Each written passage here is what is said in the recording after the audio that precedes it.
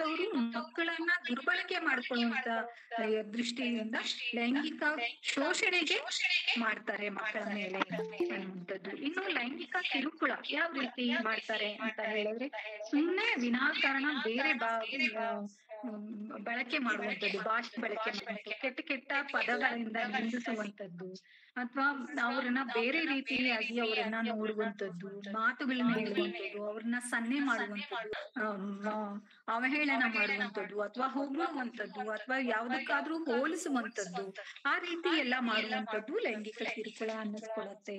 ಇನ್ನು ಮೌಖಿಕವಾಗಿ ಯಾವ ರೀತಿ ಹೇಳ್ತಾರೆ ಅಂತ ಹೇಳಿದ್ರೆ, ಅದೇ ಹೇಳ್ದಾಗೆ ಸನ್ನೆ ಮಾಡುವಂಥದ್ದು, ಅಥವಾ ಒಂದು ಫೋಟೋನ ಇಟ್ಕೊಂಡು ಆ ಫೋಟೋದಲ್ಲಿ ಮಗುವಿನ ಕಣ್ಣು, ತುಟಿ, ಕೆನ್ನೆ, ಮತ್ತು ಮಗುನ ಎದೆ ಭಾಗ ಇರ್ಬೋದು, ಈ ರೀತಿ ಬೇರೆ ಬೇರೆ ಭಾಗಗಳನ್ನ ಇಟ್ಕೊಂಡು ಬೇರೆ ಬೇರೆ ರೀತಿಯಾಗಿ ಬೇರೆ ಬೇರೆಯಾಗಿ ವರ್ಣಿಸುವಂತದ್ದು ಕೂಡ ಈ ಮೌಖಿಕ ಜನ್ಯಗಳನ್ನ ಮಾಡ್ತಾರೆ. ವಿನಾಕಾರಣ ಅಂದ್ರೆ ಮಕ್ಕಳ ಫೋಟೋಸ್ ತಗೊಳ್ಳುವಂಥದ್ದು, ಮಕ್ಕಳನ್ನ ಬೇರೆ ರೀತಿ ಬಳಸುವಂಥದ್ದು, ಅಥವಾ ಮಕ್ಕಳಿಗೆ ಆಮಿಷ ಒಡ್ಡುವಂಥದ್ದು, ನಾನ್ ಚಾಕ್ಲೇಟ್ ಕೊಡ್ತೀನಿ, ಅಥವಾ ನಾನ್ ನಿನ್ಗೇನೇನೋ ಕೊಡಿಸ್ತೀನಿ, ನಿಂಗೆ ಏನ್ ಇಷ್ಟ ಹೇಳು, ನಾನು ಅದನ್ನೇ ಕೊಡಿಸ್ತೀನಿ ಅನ್ನುವಂಥದ್ದು, ಆ ರೀತಿ ಆಮಿಷ ಒಡ್ಡಿ ಕೂಡ ಮಕ್ಕಳ ಮೇಲೆ ಲೈಂಗಿಕ ದೌರ್ಜನ್ಯನ ನಡೆಸ್ತಾರೆ. ಇನ್ನು ಒಂದ್ರ ಮುಖಾಂತರ ಅಥವಾ ಮಕ್ಕಳನ್ನ ಅಥವಾ ಮಕ್ಕಳ ಕೈಯಲ್ಲಿ ಪಾಠನೆ ಮುಟ್ಟುವಂಥದ್ದು, ಪಾಠನೆ ಮಾಡುವುದು, ಕೈ ಹಾಕುವಂಥದ್ದು, ಮತ್ತೆ ಮಕ್ಕಳಿಗೆ ಮುಜುಗರ ಅನಿಸುವಂತ ಜಾಗಗಳಲ್ಲಿ ಜನ್ಯ ಅನ್ನಿಸ್ಕೊಳ್ಳುತ್ತೆ. ಲೈಂಗಿಕ ಅಂದ್ರೆ ನಾವು ನೋಡ್ಬೋದು, ಲೈಂಗಿಕ ಕಿರುಕುಳ ಅಂತ ಇರತ್ತೆ, ಲೈಂಗಿಕ ದೌರ್ಜನ್ಯ ಅಂತ ಇರತ್ತೆ, ಅಥವಾ ಬರೀ ದೇಹದಿಂದ ಆಗುವಂತಹದ್ದು ಮಾತ್ರ ಲೈಂಗಿಕ ಕಿರುಕುಳ ಅಥವಾ ಲೈಂಗಿಕ ದೌರ್ಜನ್ಯ ಅಂತ ಹೇಳಂಗಿಲ್ಲ. ಆದ್ರೆ ಮಕ್ಕಳ ಫೋಟೋ ತೆಗೆಯೋದ್ರಿಂದ ಮಕ್ಕಳನ್ನ ಲೈಂಗಿಕ ಕಿರುಕುಳ, ಲೈಂಗಿಕ ಅಪರಾಧ ಆಗತ್ತೆ. ಇನ್ನು ದೈಹಿಕವಾಗಿ ಪಾಠನ ಮುಟ್ಟು ಅಂತ ಹೇಳುವಂಥದ್ದು, ಮತ್ತೆ ಮಕ್ಕಳಿಗೆ ಆಮಿಷ ಒಡ್ಡುವಂಥದ್ದು, ಈ ರೀತಿ ಎಲ್ಲಾ ಕೂಡ ಮಾಡಿ ಮಕ್ಕಳನ್ನ ಈ ಲೈಂಗಿಕ ದೌರ್ಜನ್ಯಕ್ಕೆ ಬಳಸ್ಕೊಳ್ಳುವುದು ಒಂದು ಅಪರಾಧ.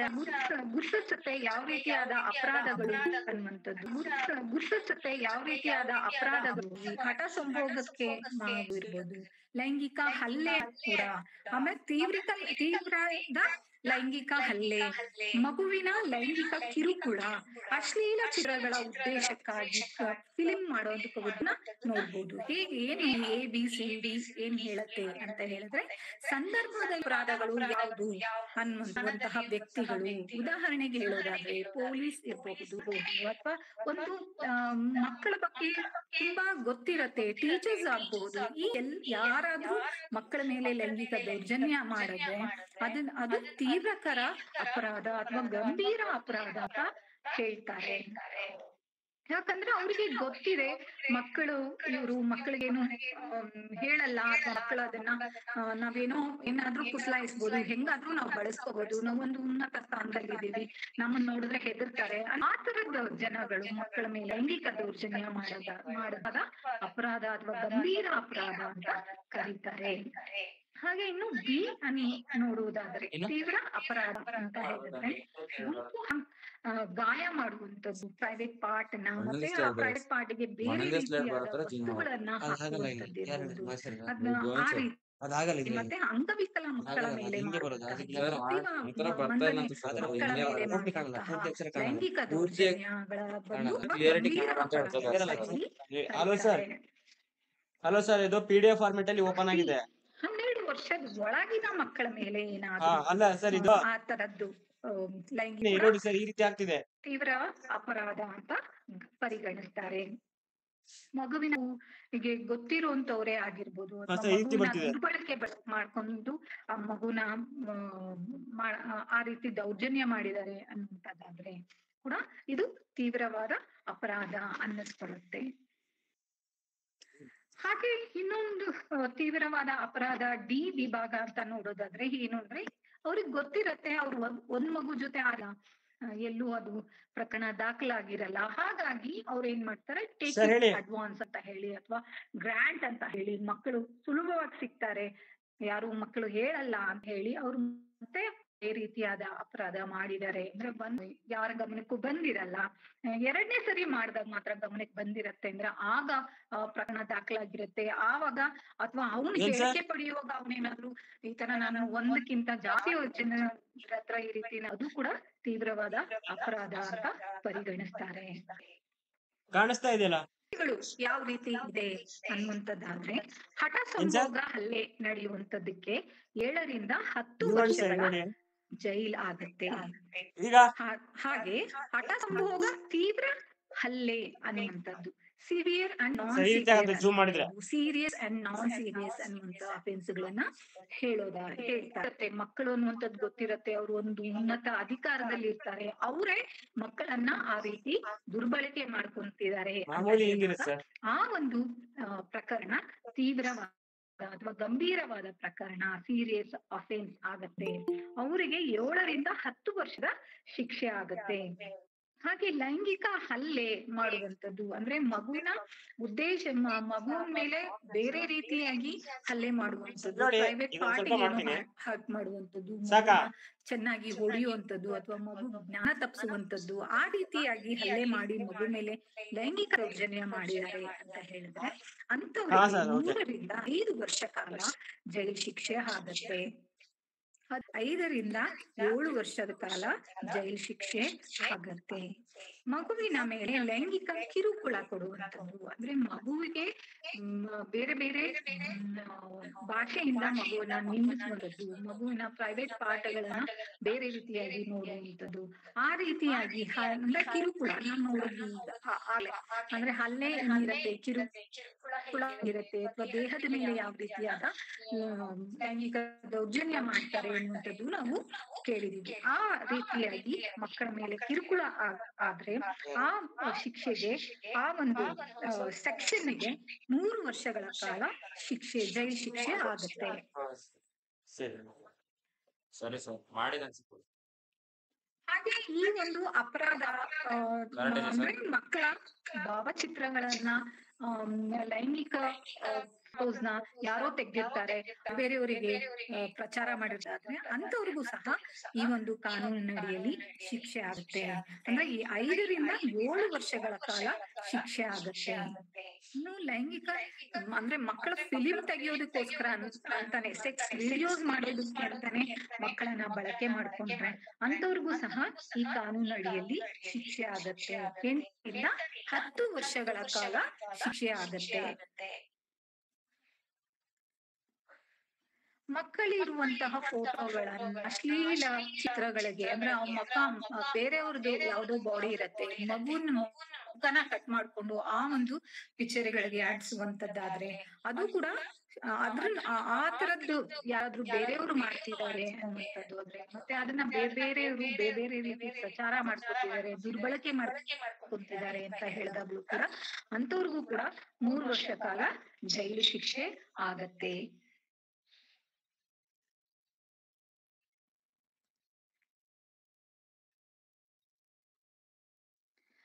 ಲೈಂಗಿಕ ಉದ್ದೇಶಕ್ಕಾಗಿ ಮಕ್ಕಳ ಸಾಗಾಣಿಕೆ ಮಾಡುವಂಥದ್ದು ಅಥವಾ ಮಕ್ಕಳನ್ನ ಬಾಲ್ಯ ವಿವಾಹ ಮಾಡೋದಕ್ಕೋಸ್ಕರ ಮಕ್ಕಳನ್ನು ಸಾಗಾಣಿಕೆ ಮಾಡುವಂಥದ್ದು, ಮಕ್ಕಳ ಮೇಲೆ ಒಂದಲ್ಲ ಅಂತ ಸುಮಾರು ಸರಿ ಮಕ್ಕಳ ಮೇಲೆ ಲೈಂಗಿಕ ದೌರ್ಜನ್ಯ ಮಾಡುವಂಥದ್ದು ಆದ್ರೆ ಅದರ ಸೆಕ್ಷನ್ ಪ್ರಕಾರ ಮಗುವಿನ ಮೇಲೆ ಆಗಿರುವಂತ ತೀವ್ರತೆ ಪ್ರಕಾರ ಅವರಿಗೆ ಜೈಲು ಶಿಕ್ಷೆ ಆಗತ್ತೆ.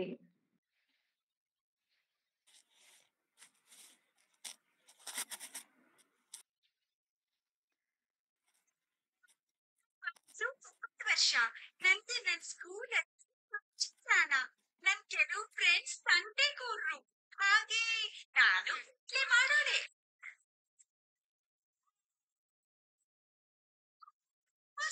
ವಾಯ್ಸ್ ಇದೆಯಾ? ಅದ್ರಲ್ಲೇನು ವಿಡಿಯೋದ ವಾಯ್ಸ್ ಇದೆಯಾ? ಗೊತ್ತಿಲ್ಲ ಮೇಡಮ್, ಗೊತ್ತಿಲ್ಲ. ಪಪ್ಪ ಅಂದ್ರೆ ಜಾಸ್ತಿ. ಇಲ್ಲ ಇಲ್ಲ ಮೇಡಮ್, ಇಲ್ಲ ಮ್ಯಾಮ್ ಬರ್ತಿಲ್ಲ.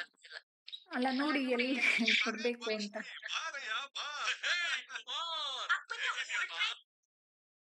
ಫಸ್ಟೇ ಚೆಕ್ ಮಾಡ್ಕೋಬೇಕಿತ್ತು ಅನ್ಸುತ್ತೆ.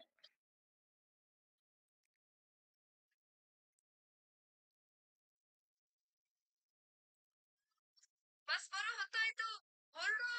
ನನ್ ಹೆಸರು ಚಿದಂಬರ್, ವಾಲ್ಯೂಮ್ ಕೊಡು ವಿಡಿಯೋದು. ನನ್ ಕೆಲವು ಫ್ರೆಂಡ್ಸ್ ಸಂಡೆ ಕೂರ್ರು, ಹಾಗೆ ನಾನು ಕೀಟ್ಲೆ ಮಾಡೋಣೆ. ತುಂಬಾ ಸ್ಟ್ರಿಕ್ಟ್, ಆದ್ರೆ ಅಪ್ಪ ಅಂತಾರೆ ಅದ್ರಲ್ಲೇನು ನಿನ್ ಕಾಳಜಿ ಜಾಸ್ತಿ.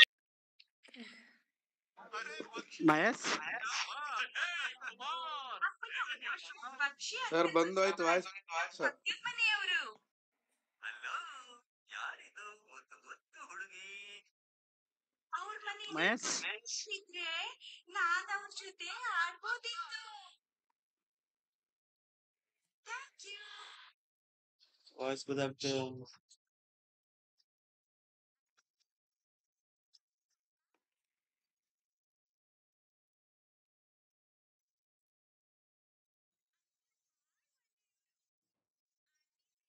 ಅರೆ, ಅಂಕಲ್ ಮನೆಯಿಂದಲೇ ಕೆಲಸ ಮಾಡೋದು.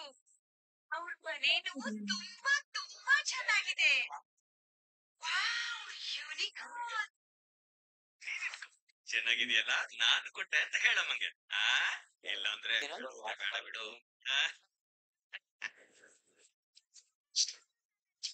ಪಕ್ಷಿ ಅಂಕಲ್ ತುಂಬಾನೇ ಮಸ್ತಿ ಮಾಡ್ತಾರೆ.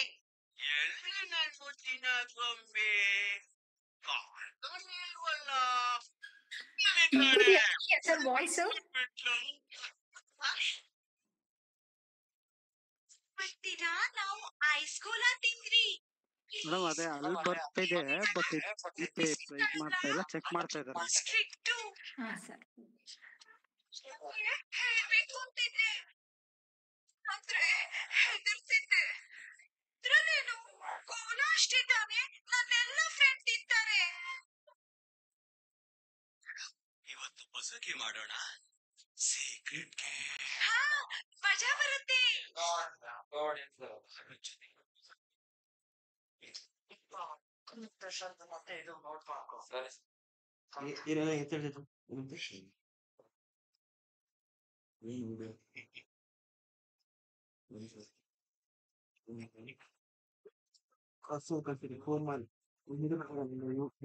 ಓಕೆ, ಆಗ್ತಾ ಇಲ್ಲ ಅಂದ್ರೆ ನಾನು ಮುಂದುವರಿಸ್ಲಾ?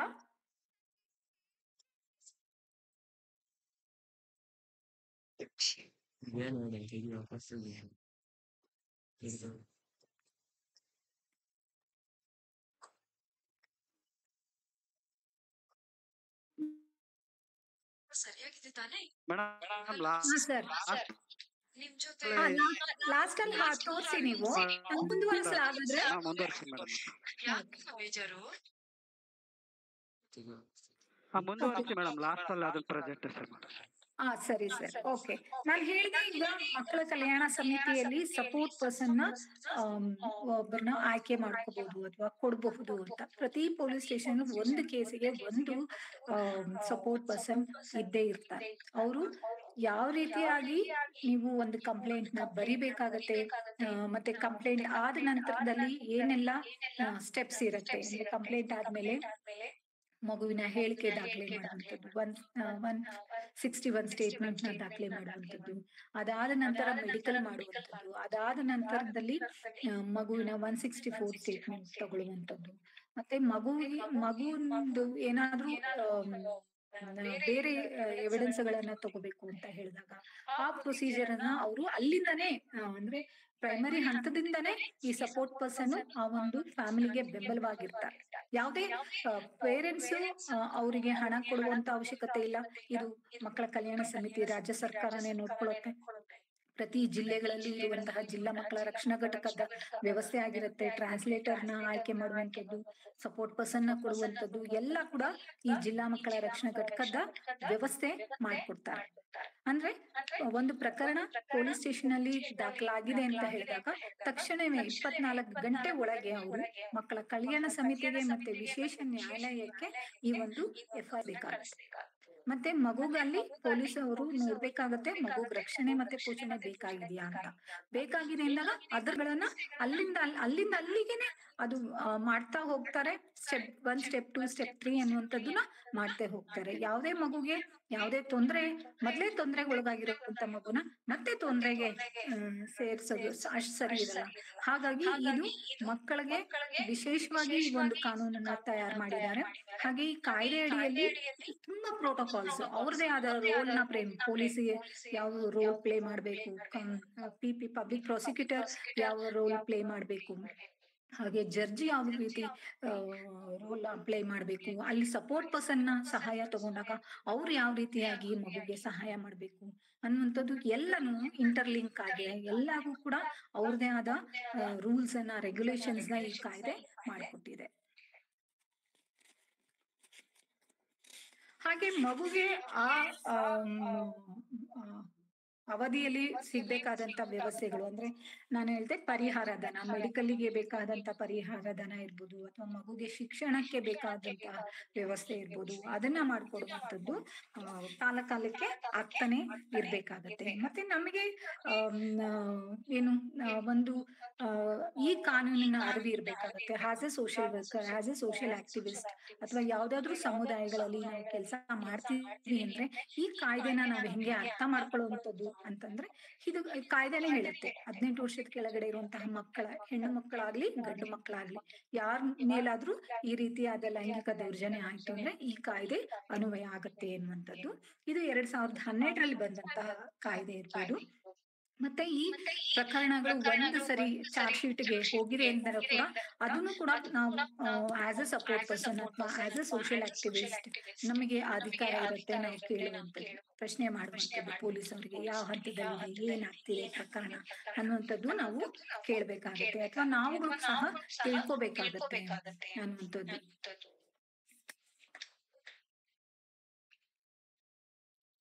ಮತ್ತೆ ಮಗುಗೆ ನೀಡಬೇಕಾದಂತ ಮಾಹಿತಿ, ಮಗುಗೆ ಸಮಯಕ್ಕೆ ತಕ್ಕಂಗೆ ಮಗುಗೆ ಮನವರಿಕೆ ಅಥವಾ ಮಗುಗೆ ಅರ್ಥ ಆಗೋ ರೀತಿಯಲ್ಲಿ ನಾವು ಈ ಒಂದು ಪ್ರಕರಣ ಹೇಗೆ ಹಂತ ಹಂತವಾಗಿ ಮೂವ್ ಆನ್ ಆಗುತ್ತೆ ಅನ್ನುವಂಥದ್ದನ್ನ ಸಹ ಹೇಳುವಂತ ಪ್ರಕ್ರಿಯೆ ಕೂಡ ಈ ಒಂದು ಕಾನೂನು ಅಡಿಯಲ್ಲಿ ಇದೆ. ಮಕ್ಕಳಿಗೆ ಹೇಳಿದೆ ಪರಿಹಾರಕ್ಕೆ ಔಷಧಿಗೆ ಇರ್ಬೋದು, ವಿದ್ಯಾಭ್ಯಾಸಕ್ಕೆ ಇರ್ಬೋದು, ಅಥವಾ ಮಗುಗೆ ಏನಾದ್ರು ವೊಕೇಶನಲ್ ಟ್ರೈನಿಂಗ್ಗೆ ಬೇಕಾದಂತ ವ್ಯವಸ್ಥೆ ಇರ್ಬೋದು, ಎಲ್ಲ ಕೂಡ ಈ ಒಂದು ಪರಿಹಾರ ಅಂಡರ್ ಅಲ್ಲಿ ಮಗುಗೆ ಆ ತರದ್ದು ಒಂದು ವ್ಯವಸ್ಥೆಗಳನ್ನ ಈ ಒಂದು ಕಾಯ್ದೆ ಅಡಿಯಲ್ಲಿ ಮಾಡ್ಕೊಡ್ತಾರೆ. ಹಾಗೆ ನಾವು ಒಂದು ಸಂಸ್ಥೆಯಾಗಿ ನೋಡೋದಾದ್ರೆ ಸಮುದಾಯದಲ್ಲಿ ನಾವು ಯಾವ ರೀತಿ ಈ ಒಂದು ಕಾಯ್ದೆ ಅಡಿಯಲ್ಲಿ ಜಾಗೃತಿ ಮೂಡಿಸುವಂತದ್ದು ಅನ್ನುವಂಥದ್ದಾದ್ರೆ, ಈ ವಿಡಿಯೋನ ತೋರಿಸ್ಕೊಂಡು, ಈ ಕೋಮಲ್ ವಿಡಿಯೋ ಏನಿದೆ ಅದನ್ನ ತೋರಿಸುವಂಥದ್ದು, ದೇಹದ ಭಾಗಗಳನ್ನ ಪರಿಚಯ ಮಾಡ್ಕೊಡುವಂಥದ್ದು, ಅಥವಾ ಆ ರೀತಿಯಾಗಿ ಏನಾದ್ರೂ ಮುಜುಗರ ಉಂಟು ಮಾಡೋ ತರ ಏನಾದ್ರೂ ಮುಟ್ತಾ ಇದ್ದಾರೆ ಅಂತ ಹೇಳಿದಾಗ ಯಾರಿಗಾದ್ರೂ ಹೇಳ್ಬೇಕು, ಯಾರಿಗೆ ಹೇಳ್ಬೋದು, ನಿಮ್ಮನ್ನ ಯಾರು ನಂಬ್ತಾರೆ ಅಂತವ್ರಿಗೆ ಹೇಳುವಂಥದ್ದು, ಅಥವಾ ಅಪ್ಪ ಅಮ್ಮ ನಂಬಿಲ್ಲ ಅಥವಾ ಅವ್ರು ಹೇಳ ತನಕನೂ ನಂಬುವಂಥದ್ದು, ಅಥವಾ ಟೀಚರ್ಸ್ ಗೆ ಹೇಳುವಂಥದ್ದು, ಅಥವಾ ಸಮುದಾಯದಲ್ಲಿ ಇರುವಂತಹ ಲೀಡರ್ಸ್ ಯಾರಾದ್ರೂ ನಿಮ್ ಅಂತಾರೆ ಮಕ್ಕಳ ಅಂತ ಹೇಳಿದ್ರೆ ನೀವು ಹೇಳ್ಬಹುದು ಅನ್ನುವಂಥದ್ದು. ಆ ರೀತಿಯಾಗಿ ಹೇಳ್ಬೇಕಾಗತ್ತೆ. ಮತ್ತೆ ಅಲ್ಲಿಂದ ನೀವು ಏನ್ ಆ ಜಾಗ ನಿಮ್ಗೆ ಅನ್ಸುತ್ತೆ ಯಾರೋ ನಿಮ್ಮನ್ನ ಅಪರಿಚಿತರು ಕರ್ಕೊಂಡು ಹೋದ್ರು ಅಂತ, ಆಮೇಲೆ ನಾವೊಂದು ಹೇಳ್ಬೇಕಾಗತ್ತೆ, ಈ ರೀತಿಯಾದ ದೌರ್ಜನ್ಯ ಮಾಡುವಂತವ್ರು ಯಾರು ಅಪರಿಚಿತರು ಬರಲ್ಲ, ಎಲ್ಲಾ ಪರಿಚಿತರೇ ಆಗಿರ್ತಾರೆ, ಆದ್ರೆ ಅವರ ಉದ್ದೇಶ ಕೆಟ್ಟ ಉದ್ದೇಶ ಆಗಿರುತ್ತೆ ಅನ್ನುವಂಥದ್ದು ನಾವು ಮಕ್ಕಳಿಗೆ ಹೇಳ್ಕೊಡ್ಬೇಕಾಗತ್ತೆ.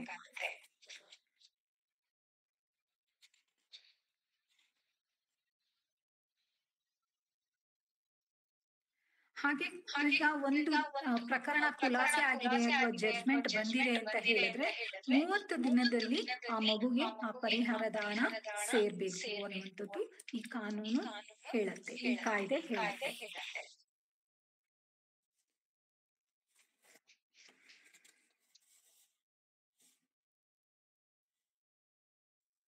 ಹಾಗೆ ಈ ಒಂದು ಅಂದ್ರೆ ಈ ಪ್ರಕರಣದಲ್ಲಿ ಮಗು ಫಸ್ಟ್ ಹೇಳಿರತ್ತೆ, ನನ್ ಮೇಲೆ ಈ ರೀತಿಯಾದ ದೌರ್ಜನ್ಯ ಆಗಿದೆ ಅಥವಾ ಹಲ್ಲೆ ಆಗಿದೆ, ನನ್ನ ಬೇರೆ ರೀತಿ ಏನು ಬಳಸ್ಕೊತಿದ್ದಾರೆ ದೊಡ್ಡವರು ಅಂತ ಏನಾದ್ರು ಮಗು ಹೇಳ್ತಿದೆ ಅಂತ ಹೇಳಿದ್ರೆ, ಆದ್ರೆ ಮಗು ಮುಂದೆ ಬಂದಿಲ್ಲ ಮತ್ತೆ ಅಂತ ಹೇಳಿದ್ರೆ ಮಗುಗೆ ಯಾವ್ದು ಶಿಕ್ಷೆ ಇರಲ್ಲ. ಆದ್ರೆ ದೊಡ್ಡವರು ಯಾವ್ದನ್ನ ಕೇಳಿಸ್ಕೊಂಡಿರ್ತಾರೆ ಅವರು ಆ ಪ್ರಕರಣನ ದಾಖಲೆ ಮಾಡ್ಬೇಕಾಗತ್ತೆ. ಇಲ್ಲ ಅಂದಾಗ ಅವರು ಈ ಕಾನೂನಿನಡಿಯಲ್ಲಿ ಬರ್ತಾರೆ. ಮಗುಗ್ ಮಾತ್ರ ವಿನಾಯಿತಿ ಇರತ್ತೆ, ಆದ್ರೆ ದೊಡ್ಡವರಿಗೆ ಯಾವುದೇ ರೀತಿ ವಿನಾಯಿತಿ ಈ ಕಾನೂನಿನಡಿಯಲ್ಲಿ ಇರಲ್ಲ. ಇದಿಷ್ಟೇ ಸರ್ ಕಾನೂನಿನ ಮಕ್ಕಳ ಮೇಲಾಗುವಂತ ಲೈಂಗಿಕ ದೌರ್ಜನ್ಯ ಕಾಯ್ದೆ ಹೇಳುತ್ತೆ. ಈ ರೀತಿ ಪ್ರೊಸೀಜರ್ ಹೀಗಿರತ್ತೆ.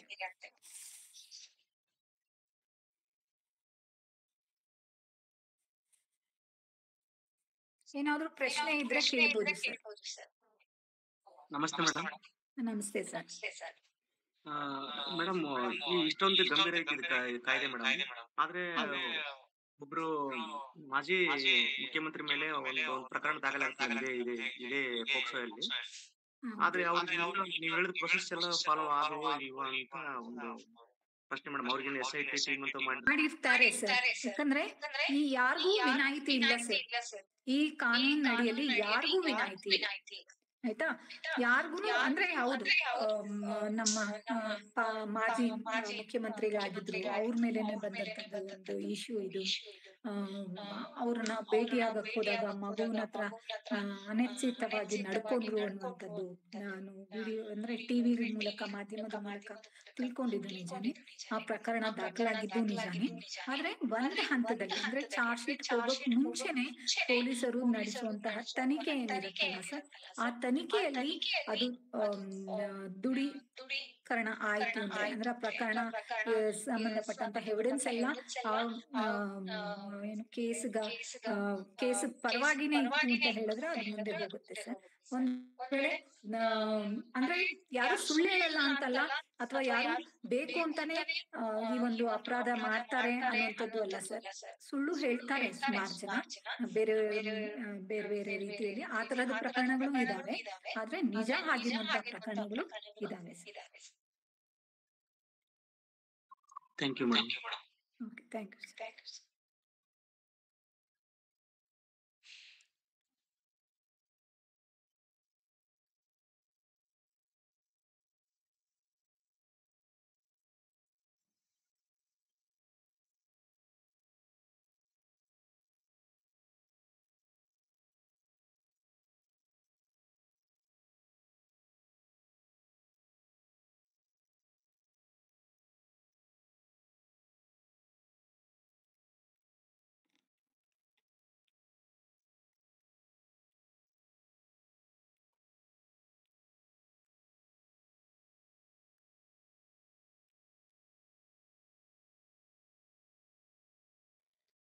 ಅಥವಾ ನಾನ್ ಕಳ್ಸಿರುವಂತ ವಿಡಿಯೋ ನಿಮ್ಮ ಸಣ್ಣ ಏನ್ ಗ್ರೂಪ್ಸ್ ಇದೆ, ಆ ಗ್ರೂಪ್ಸ್ ಅಲ್ಲಿ ನೀವು ಮಕ್ಕಳಿಗೆ ಹಂಗೇನೆ ತೋರಿಸ್ಬೋದು.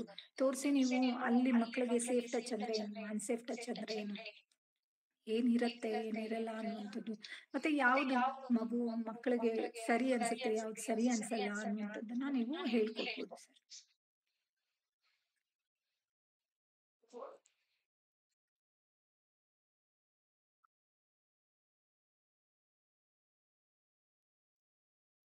ಇನ್ಯಾರಿಗಾದ್ರೂ ಏನಾದ್ರೂ ಪ್ರಶ್ನೆ ಇದ್ರೆ ದಯವಿಟ್ಟು ಕೇಳಿ.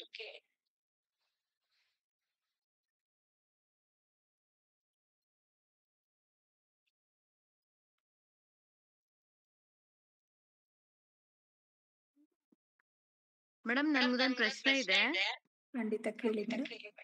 ಮೇಡಮ್, ಇವಾಗ ದೌರ್ಜನ್ಯಕ್ಕೆ ಒಳಗಾದಂತ ಮಕ್ಕಳುಗಳಿಗೆ ಪುನರ್ವಸತಿ ಕೇಂದ್ರಗಳ ಸೌಲಭ್ಯವನ್ನ ಕಲ್ಪಿಸ್ತಾರೆ ಅಂತ ಇದೆಯಲ್ಲ ಮೇಡಮ್, ಅದ್ರ ಯಾವ ತರ ಇದೆ? ಈಗ ಕೆಲವೊಂದ್ಸಲ ನಾವು ಸ್ಕೂಲ್ ಹೋಗೋ ಕಡೆನೆ ಕೆಲವೊಂದು ಪ್ರಕರಣಗಳು ಏನಾದ್ರೂ ಗೊತ್ತಾಯ್ತು, ಅಥವಾ ಅಕ್ಕಪಕ್ಕದ ಮನೆಯವ್ರು ಏನೋ ನಡೀತು, ನಮ್ಗೆ ಆದಂತ ಸಂದರ್ಭದಲ್ಲಿ ನಾವ್ ಅವ್ರಿಗೆ ಯಾವ ತರ ನಾವ್ ಈ ರೀತಿಯನ್ನ ಕೊಡ್ಬಹುದು ಮೇಡಮ್? ಅವ್ರಿಗೆ ನಾವ್ ಯಾವ ತರ ಸಹಾಯ ಮಾಡ್ಬೋದು? ನಾನ್ ಹೇಳ್ದೆ, ಈಗ ಯಾವ್ದೇ ಒಂದು ಪ್ರಕರಣ ಪೊಲೀಸ್ ಠಾಣೆಗೆ ಹೋಗಿದೆ ಅಥವಾ ಸಾರ್ವಜನಿಕರು ಬಂದಿದೆ ಅಂದ್ರೆ ಹತ್ತಿರದ ಪೊಲೀಸ್ ಠಾಣೆಗೆ ದೂರು ಕೊಡ್ತೀವಿ ಅಲ್ವಾ? ಅಲ್ಲಿ ಯಾರು ಮಗುವಿನ ಮೇಲೆ ದೌರ್ಜನ್ಯ ಮಾಡಿದ್ದಾರೆ ಅನ್ನುವಂಥದ್ದು, ಅಥವಾ ಮನೆಯವರೇನಾ, ಮನೆ ಸೇಫಾ ಇಲ್ವಾ ಅನ್ನುವಂಥದ್ದು ನೋಡ್ಬೇಕಾಗತ್ತೆ. ಆಗ ಆ ಮಗುಗೆ ರಕ್ಷಣೆ ಪೋಷಣೆ ಬೇಕಾಗಿದೆ. ಒಂದೊಂದು ಪ್ರಕರಣದಲ್ಲಿ ಏನಾಗಿರ್ತಾನೆ, ತಂದೆನೇ ಆಗಿರ್ತಾನೆ, ಸೋದರ ಮಾವನೇ ಆಗಿರ್ತಾನೆ, ತಾತನೇ ಆಗಿರ್ತಾನೆ, ಆ ರೀತಿ ಇರುತ್ತೆ. ಆಗ ಆ ಮಗುಗೆ ರಕ್ಷಣೆ ಪೋಷಣೆ ಬೇಕಾಗುತ್ತೆ. ಮನೆಯವರೇ ಆ ಮಗುನ ಕಾಯ್ಬೇಕಾದಂತವ್ರೆ ಆ ರೀತಿ ಮಾಡಿದ್ದಾರೆ ಅಂತ ಹೇಳಿದಾಗ ನಾವು ಮಕ್ಕಳ ಕಲ್ಯಾಣ ಸಮಿತಿ ವತಿಯಿಂದ ಆ ಮಗುಗೆ ಸುರಕ್ಷಿತ ಜಾಗನ ಒದಗಿಸ್ಕೊಡ್ತಾರೆ. ಅಂದ್ರೆ ಯಾವ ರೀತಿ ಅಂದ್ರೆ ಗವರ್ನಮೆಂಟ್ ಅಂಡರ್ ಅಲ್ಲಿ, ಅಂದ್ರೆ ಮಹಿಳಾ ಮತ್ತು ಮಕ್ಕಳ ಅಭಿವೃದ್ಧಿ ಇಲಾಖೆ ಅಡಿಯಲ್ಲಿ JJ ಆಕ್ಟ್ ಪ್ರಕಾರ, ಬಾಲನ್ಯಾಯ ಕಾಯ್ದೆ 2015 ಪ್ರಕಾರ ಅನುಮತಿ ಪಡ್ಕೊಂಡು ಶೆಲ್ಟರ್ ಹೋಮ್ಸ್ ನ ನಡೆಸ್ತಾರೆ ಮೇಡಮ್. CCI ಅಂತ ಹೇಳ್ತಾರೆ. ಅಥವಾ ಬಾಲಕರ ಮಂದಿರ, ಬಾಲಕಿಯರ ಮಂದಿರ ಅಂತಾನೂ ಇದೆ. Government girls home, government boys home. ಅಲ್ಲೂ ಸಹ ಮಗುನ ಇಡ್ತಾರೆ. ಅಂದ್ರೆ ಟೆಂಪರರಿ ಶೆಲ್ಟರ್ ಕೊಟ್ಟಿರ್ತಾರೆ ತಾತ್ಕಾಲಿಕವಾಗಿ. ಒಂದು ತಿಂಗಳು ಆ ಪ್ರೊಸೀಜರ್ ಹಾಗೆ ಹೀಗೆ ಅಂತ ಹೋಗುತ್ತೆ, ಅಥವಾ ಒಂದ್ 15 ದಿನನೂ ಪ್ರೊಸೀಜರ್ ಹೋಗುತ್ತೆ. ನಂತರದಲ್ಲಿ ಮಗುಗೆ ಕೌನ್ಸಿಲಿಂಗ್ ಎಲ್ಲ ಆದ ನಂತರ ಒಂದು CCIಗೆ ರೆಫರ್ ಮಾಡ್ತಾರೆ ಮೇಡಮ್. ಮಗು ಅಕಸ್ಮಾತ್ ಅಲ್ಲಿ ಒಂದು 8ನೇ ಕ್ಲಾಸ್ ಓದ್ತಾ ಇತ್ತು ಅಥವಾ 7ನೇ ಕ್ಲಾಸ್ ಓದ್ತಾ ಇತ್ತು ಅಂದ್ರೆ ನೆಕ್ಸ್ಟ್ ಮಗು ಎಜುಕೇಶನ್ ನ ಕಂಟಿನ್ಯೂ ಮಾಡತ್ತಾರ. ಅಂದ್ರೆ ಆ ಮಗು ಅದೇ ಸಮುದಾಯಕ್ಕೆ ಹೋಗಿ ಅಲ್ಲಿಂದಾನೇ ಓದ್ಬೇಕು ಅನ್ನುವಂಥದ್ದಲ್ಲ, ಹತ್ತಿರದ ಸ್ಕೂಲ್ಗೆ ಟ್ರಾನ್ಸ್ಫರ್ ತಗೊಂಡು ಓದುವಂತ ವ್ಯವಸ್ಥೆ ಮಾಡ್ತಾರೆ. ಸಾಂತ್ವನ ಕೇಂದ್ರ ಮೇಡಮ್ ಅದು. 18 ವರ್ಷದ ಒಳಗಡೆ ಅಂದ್ರೆ ಸಾಂತ್ವನ ಕೇಂದ್ರ ಅಂತ ಹೇಳಕ್ಕಾಗಲ್ಲ. ಹೌದು, ಮಕ್ಕಳ ಅಂದ್ರೆ ಜೆ ಬಿಲೋ 18 ಇರೋದ್ರಿಂದ, ಅಂದ್ರೆ 18 ವರ್ಷದ ಮೇಲೆ ಇರುವಂತದ್ದು ಸಾಂತ್ವನ ಕೇಂದ್ರಗಳಾಗುತ್ತೆ ಸರ್. 18 ವರ್ಷದ ಕೆಳಗಡೆ ಇರುವಂತಹದ್ದಾದ್ರೆ ಗವರ್ನಮೆಂಟ್ ಹೋಮ್ಗಳು ಅಥವಾ ಗವರ್ನಮೆಂಟ್ ಅಂಡರ್ ಅಲ್ಲಿ ಜೆ ಆಕ್ಟ್ ಅಂಡರ್ ಅಲ್ಲಿ ಶೆಲ್ಟರ್ ಹೋಮ್ಸ್ ನ ನಡೆಸ್ತಾರೆ. ಅಂದ್ರೆ ಚೈಲ್ಡ್ ಕೇರ್ ಇನ್ಸ್ಟಿಟ್ಯೂಷನ್ ಅಂತ ಕರೀತಾರೆ ಅದನ್ನ, ಬಾಯ್ಸ್ ಅಥವಾ ಗರ್ಲ್ಸ್ ಹೋಮ್ ಅಂತ. ಅಲ್ಲಿ ಮಕ್ಕಳನ್ನ ಇಡ್ತಾರೆ ಸರ್.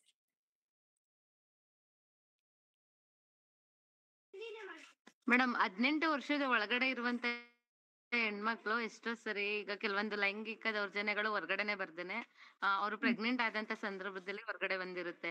ಅಂತ ಸಂದರ್ಭದಲ್ಲಿ ಈ ಸರ್ಕಾರ ಯಾವ ರೀತಿಯಾಗಿ ಅವ್ರಿಗೆ ನೆರವಾಗಿ ನಿಲ್ಲುತ್ತೆ ಮೇಡಮ್? ಖಂಡಿತ. ಅಂದ್ರೆ ಮಗು ಅವಳಿಗೆ ಗೊತ್ತಿದೆಯೋ ಕನ್ಸೆಂಟ್ ಇರುತ್ತೋ, ನಾನು ಹೇಳಿದೆ ಮೊದ್ಲೆ, ಕನ್ಸೆಂಟ್ ಇರುತ್ತೋ ಕನ್ಸೆಂಟ್ ಇರಲ್ಲ. ಅಂದ್ರೆ 12 ವರ್ಷದ ಒಳಗಡೆ ಇರುವಂತ ಮಕ್ಕಳ ಮೇಲಾದಾಗ ಬೇರೆ ರೀತಿ, ಅಂದ್ರೆ ಅದನ್ನ ಏನ್ ಹೇಳ್ತಾರೆ, ತೀವ್ರಕರವಾದ ಅಪರಾಧ ಅಂತ ಕರೀತಾರೆ, ಗಂಭೀರವಾದ ಅಪರಾಧ ಅಂತ ಕರೀತಾರೆ. ಆಯ್ತಾ. ಒಂದ್ ವೇಳೆ ಈ ಮಗು ಒಂದು 16, 17, 18 ಇತ್ತು, ಇರ್ತಾಳೆ, ಬಾಯ್ ಫ್ರೆಂಡ್ ಜೊತೆ ಹೋಗಿರ್ತಾಳೆ, ಅಥವಾ ಏನೋ ಯಾರೋ ದೊಡ್ಡವರು ಅವಳನ್ನ ಪುಸ್ಲಾಯಿಸಿ ಅವಳನ್ನ ಪ್ರೆಗ್ನೆಂಟ್ ಮಾಡಿರ್ತಾರೆ ಅಂದ್ರೂ ಕೂಡ ಈ ಕಾಯ್ದೆ ಅನ್ವಯ ಆಗುತ್ತೆ. ಅವ್ರನ್ನ ಅರೆಸ್ಟ್ ಮಾಡ್ತಾರೆ. ಮಗು ಅಂದ್ರೆ ಅದನ್ನೇ ಹೇಳ್ತಾರೆ, ಎಲ್ಲಿ ಮೆಡಿಕಲ್ಗೆ ಅಂತ ಹೋಗ್ತಾರೆ, ಮಗುಗ್ 18 ವರ್ಷ ಆಗಿಲ್ಲ ಅಂದ್ರೆ, ಒಂದ್ ವೇಳೆ ಮದ್ವೆ ಮಾಡ್ಬಿಟ್ಟಿರ್ತಾರೆ, ಬಾಲ್ಯ ವಿವಾಹ ಮಾಡ್ಬಿಟ್ಟಿರ್ತಾರೆ, ಆ ಮಗು ಪ್ರೆಗ್ನೆಂಟ್ ಆಗ್ಬಿಟ್ಟಿರತ್ತೆ, ಮೆಡಿಕಲ್ಗೆ ಅಂತ ಗವರ್ಮೆಂಟ್ ಹಾಸ್ಪಿಟಲ್ ಟೆಸ್ಟ್ಗೆ ಅಂತ ಹೋದಾಗ ಅಲ್ಲಿ 18 ವರ್ಷ ಆಗಿಲ್ಲ ಅಂದ್ರೆ ಆ ಪ್ರಕರಣ ಈ ಒಂದು ಕಾನೂನಿನ ಅಡಿಯಲ್ಲಿ ದಾಖಲಾಗತ್ತೆ. Thank you madam. Okay madam, ಬಾಲ್ಯ ವಿವಾಹ ಅಂತ ಹೇಳಿದ್ರೆ ಬಾಲ್ಯ ವಿವಾಹ ಮಾಡಿ ಅವರು ದೌರ್ಜನ್ಯಕ್ಕೆ ಒಳಗಾಗಿರಂತ ಹೇಳ್ತಿರೋ, ಅಥವಾ ಕುಟುಂಬದ ಮೇಲೆ ಕುಟುಂಬದಿಂದ ಆಗಿರ್ತಕ್ಕಂಥ ದೌರ್ಜನ್ಯ ಅಂತಂದು ಹೇಳ್ತೀರಾ ಮೇಡಮ್? ಎರಡು ಅನ್ವಯ ಆಗತ್ತೆ ಸರ್. ಒಂದು ಬಾಲ್ಯ ವಿವಾಹ ನಿಷೇಧ ಕಾಯ್ದೆನೂ ಅನ್ವಯ ಆಗತ್ತೆ, ಹಾಗೆ ಮಗು ಮೇಲೆ ಆಗುವಂತ ಲೈಂಗಿಕ ದೌರ್ಜನ್ಯ ಕಾಯ್ದೆ ಕೂಡ ಅನ್ವಯ ಆಗತ್ತೆ. ಎರಡು ಕಾನೂನು ಅಡಿಯಲ್ಲೂ ಕೂಡ ಅವರಿಗೆ ಎರಡೂನು ಹಾಕ್ತಾರೆ ಅಪರಾಧಗಳು. ಈ ಎರಡು ಕಾನೂನು ಅನ್ವಯ ಆಗತ್ತೆ ಈ ಪ್ರಕರಣಗಳಿಗೆ, ಈ ರೀತಿ ಪ್ರಕರಣಕ್ಕೆ. ಅವ್ರು ಮನೆ ಮಾಡಿರ್ದೇ ಇರ್ಲಿ ಅಲ್ವಾ ಸರ್. ಬಾಲ್ಯ ವಿವಾಹ ನಿಷೇಧ ಕಾಯ್ದೆ ಏನ್ ಹೇಳುತ್ತೆ, 18 ವರ್ಷ ತುಂಬಿರ್ಬೇಕು ಹುಡುಗಿಗೆ ಅಲ್ವಾ. ಮತ್ತೆ ಇವಾಗ ಅದನ್ನ ಕೂಡ ತಿದ್ದುಪಡಿ ಕೂಡ ಮಾಡಿದ್ದಾರೆ ಬಾಲ್ಯ ವಿವಾಹ ನಿಷೇಧ ಕಾಯ್ದೆಗೆ. ಆ ಮದ್ವೆ ಅಲ್ಲ ಅಂತ, ಊರ್ಜಿತ ಆಗಲ್ಲ ಅಂತ, ನಲ್ ಅಂಡ್ ಅವಾಯ್ಡ್ ಅನ್ನುವಂಥದ್ದು ಕೂಡ ಅಭಿರೇಷಿಯೋ ಅನ್ನ ಕೊಡೋದು ಕೂಡ ಬಂದಿದೆ ಆ ಒಂದು ಕಾನೂನಲ್ಲಿ, ಆ ಕಾಯ್ದೆಯಲ್ಲಿ, ಬಾಲ್ಯ ವಿವಾಹ ನಿಷೇಧ ಕಾಯ್ದೆಯಲ್ಲಿ. ಓಕೆ, ಅದನ್ನ ಯಾರ ಮೇಲೆ ಆಕ್ಷನ್ ತಗೊಳ್ಬೇಕಾಗುತ್ತೆ, ಕ್ರಮ ಯಾರ ಮೇಲೆ ಕೈಗೊಳ್ತಾರೆ? ಅಂದ್ರೆ ಒಂದು ಮದ್ವೆ ಆಗಿರುವಂತ ಹುಡುಗನ ಮೇಲೆ, ಹುಡುಗನ ತಂದೆ ತಾಯಿ ಮೇಲೆ, ಹುಡುಗಿಯ ತಂದೆ ತಾಯಿ ಮೇಲೂ ಸಹ ಅನ್ವಯ ಆಗುತ್ತೆ ಸರ್. ಎಲ್ಲರ ಮೇಲೂ ಕ್ರಮ ಜರುಗಿಸ್ತಾರೆ ಸರ್. ಒಂದು ವೇಳೆ ಅದು ಬಾಲ್ಯ ವಿವಾಹ ಆಗಿದೆ ಅಂತಂದು ಗೊತ್ತಿದ್ದು ಪೊಲೀಸರ ಅಂಡರ್ ಅಲ್ಲಿ ಒಂದು ಹೋಗಿರುತ್ತೆ, ಆದ್ರೆ ಪೊಲೀಸ್ನರ ಸುಮ್ನಾದಾಗ ಮತ್ತೆ ಆ ಒಂದು ಎರಡು ಕುಟುಂಬಗಳು ನಾವ್ ಏನ್ ಮಾಡಿದ್ವಿ, ಇಲ್ಲ ನಾವೇ ಒಪ್ಪಿ ಆ ಮಗುವಿಗೆ ಮದುವೆ ಮಾಡ್ಸಿದೀವಿ ಅಂತಂದ್ ಹೇಳಿ ಅವ್ರು ಹೇಳಿಕೆ ಕೊಟ್ಟಾಗ ಪೊಲೀಸ್ನವ್ರು ಬಿಟ್ಟಾಗ ಅದು ಇದು ಕಾನೂನು ಅನ್ವಯ ಆಗುತ್ತಾ? ಆಗುತ್ತೆ ಸರ್. ಪೊಲೀಸ್ ಅವರು ಸರ್ ಅದನ್ನ ಏನ್ ಮಾಡಿದ್ದಾರೆ ಗೊತ್ತಾ, ಈ ಕಾಯ್ದೆಯಲ್ಲಿ ಲೂಪ್ ಹೋಲೆ ಇರುವಂತದ್ದು. ಅಂದ್ರೆ ಬಾಲ್ಯ ವಿವಾಹ ನಿಷೇಧ ಕಾಯ್ದೆಯಲ್ಲಿ ಎಷ್ಟೊಂದ್ ಜನನ ಸೆಕ್ಷನ್ ಆಫೀಸರ್ಸ್ ಅಂತ ಮಾಡಿದ್ದಾರೆ ಸರ್. ಎಷ್ಟು ಜನ ಸೆಕ್ಷನ್ ಆಫೀಸರ್ಸ್ ಇದ್ದಾರೆ, ಎಲ್ಲರೂ ಕೆಲಸ ಕಳ್ಕೊಂತಾರೆ ಆ ಒಂದು ಪ್ರಕರಣ ಈಚೆ ಬಂದಿದೆ ಅಂದಾಗ. ಪೊಲೀಸರು ಜಾಸ್ತಿ ನಡೀತಾ ಇದೆ ಮೇಡಮ್. ಆಕ್ಚುಲಿ ನಡೀತಾ ಇದೆ ಸರ್, ಇಲ್ಲ ಅಂತ ನಾನು ಹೇಳಕ್ಕಾಗಲ್ಲ. ಅಂದ್ರೆ ಅದನ್ನ ಯಾರಾದ್ರೂ ಒಬ್ರು ಅದನ್ನ ಮುಂದೆ ತಗೊಂಡ್ ಹೋಗುವಂತದ್ದು ಇರ್ಬೇಕು. ನಿಮ್ಗೆ ಏನಕ್ರಿ, ನೀವೇ ಏನಕ್ರಿ, ನಾವೇ ಏನಕ್ರಿ ಅನ್ನುವಂಥದ್ದು ಆಗತ್ತೆ. ಆದ್ರೆ ಈ ಒಂದು ಏನು ವಿಂಗ್ ಇದೆಯಲ್ಲ, ಚೈಲ್ಡ್ ಮ್ಯಾರೇಜ್ ವಿಂಗ್ ಅಂತ ಏನಿದೆ, ಅವ್ರಿಗೆ ಮಾಹಿತಿ ಕೊಟ್ರೆ ಅವ್ರು ಮುಂದೆ ತಗೊಂಡ್ ಹೋಗ್ತಾರೆ ಸರ್ ಅದನ್ನ. ಅಥವಾ ಮಾಹಿತಿ ಕೊಟ್ಟಿದ್ರು, ಹಾ ಮಾಹಿತಿ ಕೊಟ್ಟಿದ್ದು ಪೊಲೀಸ್ ಹತ್ರ ಹೋಗಿ, ಆದ್ರೆ ಏನಾಗಿದೆ ಅಂದ್ರೆ ಅದು ಅಲ್ಲೇನೆ ಅವ್ರಿಬ್ರೇ ಬಿಡದ ಅವ್ರ ಪೊಲೀಸ್ನವ್ರ ಏನ್ ಮಾಡ್ತಾರೆ, ಸಂಧಾನ ಮಾಡಿಬಿಟ್ಟು ಎರಡು ಕುಟುಂಬ ಸಂಧಾನ ಮಾಡಿ ಕಳಿಸ್ಬಿಡ್ತಾರೆ ಮೇಡಮ್. ಬಟ್ ಇದು ಮುಂದುವರಿಯಲ್ಲ. ಅಲ್ಲ ಸರ್, ತಾಳಿನ್ ಬಿಚ್ತಾರೆ, ಕಾಲುಂಗ್ರ ನನ್ ಮುಂದೆನೆ ಆಗಿದೆ ಅದೇ ತರದ ಪ್ರಕರಣ. ಬಾಲ್ಯ ವಿವಾಹ ನಡೀತಿದೆ ಅಂತ ಹೋದ್ರೆ ನನ್ ಮುಂದೆನೆ ತಾಳಿ ಕಟ್ಸಿದ್ರು. ಪೊಲೀಸ್ ಸ್ಟೇಷನ್ಗೆ ಹೋದೆ ನಾನು, ಪೊಲೀಸ್ ಸ್ಟೇಷನ್ಗೆ ಹೋದ್ರೆ ನನ್ ಮುಂದೆನೆ ಆ ಹುಡ್ಗಿ ತಾಲಿನ ಬಿಚ್ಚಿಟ್ರು, ಕಾಲುಂಗ್ರನ್ ಬಿಚ್ಚಿಟ್ರು. ಆದ್ರೂ ಬಿಡ್ಲಿಲ್ಲ ನಾನು. ಆ ಹುಡ್ಗಿನ ಅಲ್ಲಿಂದ ರೆಸ್ಕ್ಯೂ ಮಾಡ್ಕೊಂಡು ಮಕ್ಕಳ ಕಲ್ಯಾಣ ಸಮಿತಿ ಮುಂದೆ ಕರೆಸಿ, ಇವತ್ತು ಆ ಸಮುದಾಯದಲ್ಲಿ ಯಾರು ಬಾಲ್ಯ ವಿವಾಹ ಮಾಡ್ತಾ ಇಲ್ಲ ಸರ್. ಮ್ಯಾಮ್ ಫಸ್ಟ್ ಎಲ್ಲ ಮಾಡಿರ್ತಾರಲ್ಲ ಮ್ಯಾಮ್, ಅವ್ರ ಪರಿಸ್ಥಿತಿ ಏನಾಗ್ಬೇಕು ಮ್ಯಾಮ್? ಅದೇ ಸರ್, ಅದು ಬಾಲ್ಯ ವಿವಾಹ ಇನ್ನೊಂದು ಎಲ್ಲರಿಗೂ ಗೊತ್ತಿರ್ಬೇಕು ಸರ್. ಅಂದ್ರೆ ಈ ಕಾನೂನು ಏನ್ ಹೇಳತ್ತೆ ಅನ್ನುವಂಥದ್ದು ಇದೆ. ಕಾನೂನುಗಳು ಮಾಡಿದ್ದಾರೆ, ನಮಗೋಸ್ಕರನೇ ಮಾಡಿರುವಂತದ್ದು. ಆದ್ರೆ ಅದನ್ನ ಪಾಲನೆ ಎಷ್ಟು ಮಾಡ್ತಿದೀವಿ, ಎಷ್ಟು ಮಾಡ್ತಿಲ್ಲ, ಅಥವಾ ಅದನ್ನ ಯಾವ ರೀತಿ ದುರುಪಯೋಗ ಪಟ್ಕೋತಾ ಇದ್ದಾರೆ ಅನ್ನುವಂಥದ್ದು ಇದೆ ಸರ್. ಉದಾಹರಣೆಗಳು ನೀವ್ ಹೇಳ್ದಂಗೆನೆ, ಪೊಲೀಸರೇ ಸುಮ್ಮನೆ ಆಗ್ತಾರೆ, ಗೊತ್ತಾಗಲ್ಲ, ಮಾಡ್ತಾರೆ, ಹೌದು ಆಗಲ್ಲ, ಆದ್ರೆ ಹೆಲ್ಪ್ಲೆಸ್ ಸರ್, ಏನ್ ಮಾಡಕ್ಕೂ ಆಗಲ್ಲ ಆ ತರದ ಪ್ರಕರಣಗಳು. ಮ್ಯಾಮ್ ಫಸ್ಟ್ ಅಲ್ಲಿ ಮಾಡಿರ್ತಾರಲ್ಲ ಮ್ಯಾಮ್, ಮತ್ತೆ ಅವ್ರಿಗೆ ಅದು ಇಷ್ಟ ಆಗಿರಲ್ಲ, ಅವಾಗ ಅವ್ರ ಪರಿಸ್ಥಿತಿ ಏನಾಗ್ಬೇಕು ಮ್ಯಾಮ್? ಅಂದ್ರೆ ಅದನ್ನ ಇದು ತಗೋಬಹುದು, ಅಂದ್ರೆ ವಿಚ್ಛೇದನ ತಗೋಬಹುದು, ಅದನ್ನ ಹಾಕಿ ಕೋರ್ಟಿಗೆ. ಅದಕ್ಕೂ ವ್ಯವಸ್ಥೆ ಇದೆ, ಅದಕ್ಕೂ ಕೂಡ ಏನು ಫ್ರೀ ಲೀಗಲ್ ಸೆಲ್ ಇದೆ. ನಾನು ಹೇಳೋದ್ ಮತ್ತೆ ಎಲ್ಲಾ ಈ ಕಾನೂನು ಅಡಿಯಲ್ಲಿ ಲೀಗಲ್ ಸೆಲ್ ಅಥಾರಿಟಿ ಅಂತಾನೆ ಇರುತ್ತೆ, ಕಳಸ ಅಂತ ಇದೆ ಆಯ್ತಾ. ಎಲ್ಲಾ ಜಿಲ್ಲೆಗಳಲ್ಲೂ ಏನು ಕೋರ್ಟ್ಗಳಿದೆ, ಆ ಕೋರ್ಟ್ಗಳಲ್ಲಿ ಲೀಗಲ್ ಸೆಲ್ ಇದೆ, ಫ್ರೀ ಲೀಗಲ್ ಸೆಲ್ ಇದೆ. ಅಲ್ಲಿ ಹೋಗಿ ಆ ಹೆಣ್ಮಗು ನ್ಯಾಯ ಕೇಳ್ಬೋದು ಸರ್. ಬಿಲೋ 18 ಆಗಿರ್ತಾರೆ, ವಿಚ್ಛೇದನ ಹೆಂಗ್ ಕೊಡ್ತೀರಾ ಸರ್? 18 ಆಗೋಗಿದೆ ಅಂತ ಹೇಳಿದ್ರು ಕೂಡ ಮದ್ವೆ ಆಗಿರೋದು 18 ಒಳಗೆ, ಸೊ ವಿಚ್ಛೇದನ ತಗೋಬಹುದು ಸರ್ ಅವರು. ಅಲ್ಲ ಮೇಡಮ್, ಅಲ್ಲಿ ಬಾಲ್ಯ ವಿವಾಹ ಆಗುತ್ತಲ್ಲ, ಬಾಲ್ಯ ವಿವಾಹ ಆಗುತ್ತೆ, ಬಟ್ ವಿಚ್ಛೇದನ ಕೊಡ್ದಂಗ ಅವ್ರು ಇವ್ರ ಮೇಲೆ ಕ್ರಮ ಕೈಗೊಳ್ಬಹುದಲ್ವಾ? ಯಾರ ಮೇಲೆ? ಇವರು ಬಾಲಕರ ಪೋಷಕರ ಮೇಲೋ ಅಥವಾ ಬಾಲಕಿಯ ಪೋಷಕರ ಮೇಲೋ. ಈಗ ಬಾಲಕಿಗೆ ಫೋರ್ಸ್ ಮೇಲೆ ಮದುವೆ ಮಾಡಿರ್ತಾರೆ, ಬಾಲಕಿನೇ ಆ ಕೋರ್ಟ್ಗೆ ಹೋಗಿ ಅವಳ ಅರ್ಜಿನ ಸಲ್ಲಿಸಿ ತಗೋಬಹುದು. ಬಟ್ ಅವ್ರ ಮೇಲೆ ಕ್ರಮ ಜರುಗಬಹುದು. ಫ್ರೀ ಲೀಗಲ್ ಸೆಲ್ ಇದೆ, ಅವ್ರು ಯಾವ್ದೇ ಲಾಯರ್ಗೆ ಫೀಸ್ ಅಂತ ಏನು ಕೊಡೋಂಗಿಲ್ಲ. ಆದ್ರೆ ಕೋರ್ಟ್ಗೆ ಪ್ರೊಸೀಜರ್ ಮಾಡೋದಕ್ಕೆ ಅಥವಾ ಡಾಕ್ಯುಮೆಂಟ್ಸ್ ಗೆ ಅಂತ ಏನಾದ್ರು ಫೀ ಕೊಡ್ಬೇಕಾ, ಅಥವಾ ಅದು ಇಲ್ಲ. ಇನ್ನೊಂದು CDPOದಲ್ಲಿ ಉಚಿತವಾಗಿನೇ ಈ ರೀತಿ ಕಾನೂನು ನೆರವನ್ನ ಮಾಡ್ಕೊಡ್ತಾರೆ ಸರ್, ಬಾಲ್ಯ ವಿವಾಹ ಆದಂತ ಹೆಣ್ಮಕ್ಳಿಗೆ. ಸರಿ ಮೇಡಮ್.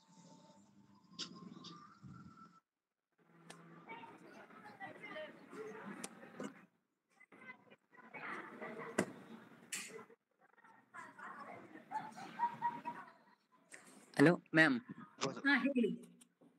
ಅಂದ್ರೆ ಫಸ್ಟ್ ಅಲ್ಲಿ ಮಾಡ್ಕೊಂಡ್ಬಿಟ್ಟು ಮತ್ತೆ ಅವ್ರಿಗೆ ಇಷ್ಟ ಇಲ್ಲ ಅಂದ್ರೆ ಮತ್ತೆ ಅವ್ರ ಮೇಲೆ ಕೇಸ್ ಆಗ್ಬೋದಲ್ಲ ಮ್ಯಾಮ್? ಈ ತರ ನಮ್ ಫಸ್ಟ್ ಅಲ್ಲೇ ಮಾಡ್ಕೊಂಡಿದ್ದಾರೆ ಮತ್ತೆ ಇವ್ರು ಹೊಟ್ಟೋಗಿದ್ದಾರೆ ಅನ್ಬಿಟ್ಟು ಹಂಗಂದ್ರೆ ಹಾಕಬಹುದು ಅಂತ ಹೇಳ್ತಾ ಇದೀನಲ್ಲ, ಹಾಕಬಹುದು.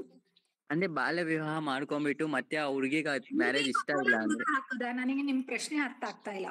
ಅಲ್ಲ ಮ್ಯಾಮ್, ಇವಾಗ ಬಾಲ್ಯ ವಿವಾಹ ಒಂದ್ ಹುಡುಗಿಗೆ ಮ್ಯಾರೇಜ್ ಮಾಡಿರ್ತಾರೆ ಮ್ಯಾಮ್, ಆ ಮ್ಯಾರೇಜ್ ಆ ಹುಡುಗಿಗೆ ಇಷ್ಟ ಇರಲ್ಲ, ಮತ್ತೆ ಏಜ್ ಆದ್ಮೇಲೆ ಬೇರೆಯವ್ನ ಮಾಡ್ಕೊಂತಾರೆ ಅನ್ಕೋ, ಆ ಹುಡುಗ ಫಸ್ಟ್ ಅಲ್ಲಿ ಬಾಲ್ಯ ವಿವಾಹದಲ್ಲಿ ಮ್ಯಾರೇಜ್ ಮಾಡಿರ್ತಾರಲ್ಲ, ಆ ಹುಡುಗ ಕೇಸ್ ಹಾಕ್ಬೋದಾ? ಅವನೇ ಜೈಲಿಗೆ ಹೋಗ್ತಾನೆ ಹಾಕೊಂಡ್ರೆ, ಅವನೇ ಹುಡುಗಿ ಮೇಲೆ ಹಾಕಿದ್ರು ಜೈಲಿಗೆ ಹೋಗ್ತಾನೆ, ಅಥವಾ ಈ ಹುಡುಗಿನ ಅವನ ಮೇಲೆ ದೂರ್ ಕೊಟ್ರು ಅವ್ನ್ ಜೈಲಿಗೆ ಹೋಗ್ತಾನೆ. ಅದನ್ನ ನಾನ್ ಹೇಳ್ದೆ, ಅಂದ್ರೆ 18 ವರ್ಷದ ಒಳಗಡೆ ಏನಾದ್ರೂ ಮದ್ವೆ ಆಗಿತ್ತು ಅಂದ್ರೆ ಈ ಕಾನೂನಡಿ ಬಾಲ್ಯ ವಿವಾಹ ನಿಷೇಧ ಕಾಯ್ದೆ ಅಡಿಯಲ್ಲಿ ಅದು ವಿವಾಹ ಅನ್ನಿಸ್ಕೊಳಲ್ಲ, ಅದು ವಿವಾಹನೇ ಅಲ್ಲ, ಮದುವೆನೇ ಅಲ್ಲ ಅಂತ ಹೇಳತ್ತೆ ಕಾನೂನು. ಅದೇ ಮ್ಯಾಮ್, ಯಾವಾಗ ಚಿಕ್ಕ ಬಾಲ್ಯ ವಿವಾಹದಲ್ಲಿ ಏನೋ ಮಾಡ್ಬಿಟ್ರೆ ಸೆಕ್ಷನ್ 13 ಮತ್ತೆ 14 ನ ಕೋಟ್ ಮಾಡಿ ಅರ್ಜಿ ವಿವಾಹ ಅಲ್ಲ ಅಂತಾನೆ ರದ್ದಾಗತ್ತೆ, ಆ ವಿವಾಹ ರದ್ದಾಗತ್ತೆ. Yes ma'am. Thanks ma'am. Okay.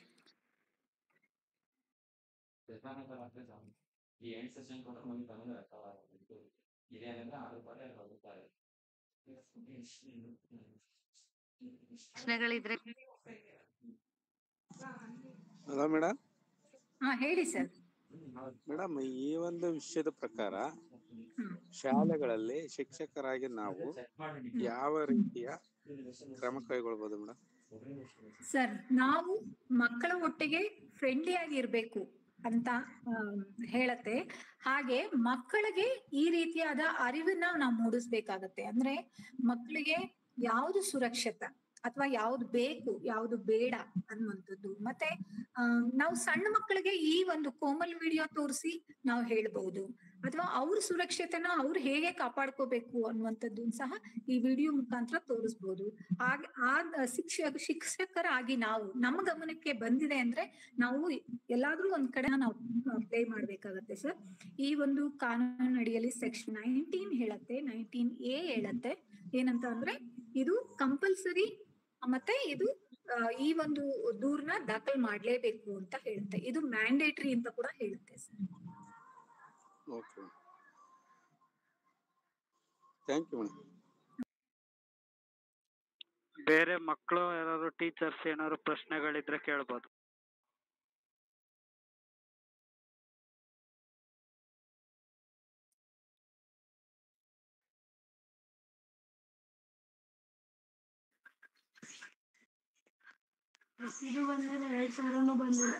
Religion manager ಆದಂತ ಮಂಜುನಾಥ್ ಸರ್ ಅವರು ಈ ಕಾರ್ಯಕ್ರಮವನ್ನ ಕುರಿತು ಮಾತಾಡ್ಬೇಕು ಅಂತ ಕೇಳ್ಕೊಳ್ತೀನಿ. ನಮಸ್ತೆ ಮೇಡಮ್. ನಮಸ್ತೆ ಸರ್. ಉತ್ತಮವಾದ ಕಾರ್ಯಕ್ರಮ ಮೇಡಮ್. ಆಕ್ಚುಲಿ ಈಗಿನ ಪರಿಸ್ಥಿತಿನಲ್ಲಿ ಹೆಣ್ಮಕ್ಳ ಸಬಲೀಕರಣಕ್ಕೆ ಈ ತರ ಮಾರ್ಗದರ್ಶನಗಳು ತುಂಬಾ ಪ್ರಮುಖವಾಗಿ ಬೇಕಾಗಿದೆ. ಈ ಜಾಗೃತಿ ಹೆಣ್ಮಕ್ಳಲ್ಲೂ ಕೂಡ ಅವೇರ್ ಉಂಟಾಯ್ತು ಅಂತಂದ್ರೆ ಸಮಾಜದಲ್ಲಿ ಆಗ್ತಕ್ಕಂಥ ಕೆಲವೊಂದು ಘಟನೆಗಳನ್ನ ನಾವು ತಡಿಬಹುದು. ಆ ನಿಟ್ಟಿನಲ್ಲಿ ತುಂಬಾ ಉತ್ತಮವಾದ ವಿಚಾರವನ್ನ ಈ ದಿನ ಹಂಚ್ಕೊಂಡಿದ್ದೀರಿ. ಅಂದ್ರೆ ನೀವು ಇನ್ನೂ ಒಂದು ಕಾರ್ಯಕ್ರಮನ ಹಮ್ಕೋಬಹುದು ಸರ್, ಅಡೋಲೆಸೆಂಟ್ ಗರ್ಲ್ಸ್ಗೆ. ಅಂದ್ರೆ ಡೂಸ್ ಏನು ಡೋಂಟ್ಸ್ ಏನು ಅನ್ನುವಂಥದ್ರ ಬಗ್ಗೆ ಇರ್ಬೋದು, ಅಥವಾ ಆ ನಂತರ ಅಂದ್ರೆ ಈ ಸಮಯದಲ್ಲಿ ಆಗುವಂತ ಇನ್ಫ್ಯಾಕ್ಚುರೇಷನ್ಸ್ ಏನಿರುತ್ತೆ ಅದ್ರ ಬಗ್ಗೆ ಕಾನೂನು ಏನ್ ಹೇಳುತ್ತೆ ಅನ್ನುವಂಥದ್ದು. ಅಂದ್ರೆ ಸುಮಾರು ಮಕ್ಕಳನ್ನ ನಾವು ನೋಡ್ತಾ ಇದೀವಿ, ದಾರಿ ತಪ್ತಿದ್ದಾರೆ, ಬಾಯ್ ಫ್ರೆಂಡ್ಸ್ ನ ಮಾಡ್ಕೋತಿದ್ದಾರೆ, ಮನೆ ಬಿಟ್ಟು ಹೋಗ್ತಾ ಇದ್ದಾರೆ. ಆ ತರದ ಮಕ್ಕಳಿಗೆ ಇದೊಂದು ಒಳ್ಳೆ ಪಾಠ ಆಗತ್ತೆ. ಅಂದ್ರೆ ಅವರು ಕೂಡ ಅನ್ಯಾಯವಾಗಿ ಅವರು ಪುಸಲಾಯಿಸ್ತಾರೋ ಏನೋ, ಗಂಡ್ ಮಕ್ಳು ಸಿಕ್ಕಾಕೋತಾರ ಅಥವಾ ಗಂಡ್ ಮಕ್ಳೇ ಹೆಣ್ಮಕ್ಳನ್ನ ಪುಸಲಾಯಿಸಿ ಕರ್ಕೊಂಡು ಹೋಗ್ತಾರ, ಬಟ್ ಇಬ್ರುನು ಅವ್ರ ಜೀವನಗಳನ್ನ ಹಾಳು ಮಾಡ್ಕೋತಾರೆ.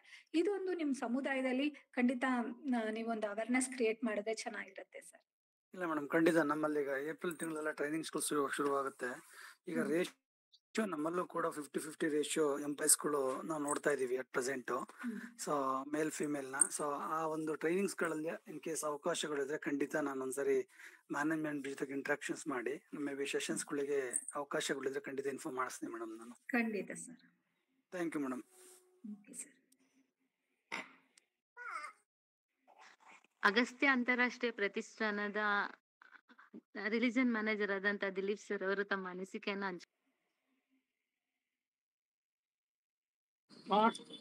Thank you madam. ನಮಸ್ತೆ.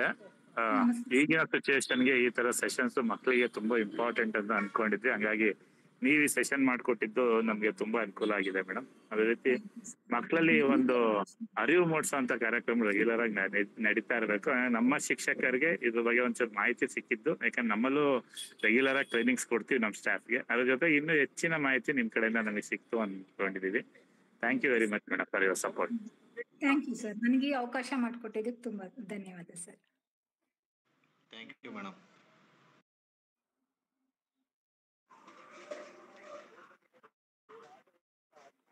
ಯಾವ್ದಾದ್ರು ಪ್ರಶ್ನೆಗಳಿದ್ರೆ ಕೇಳ್ಬೋದು.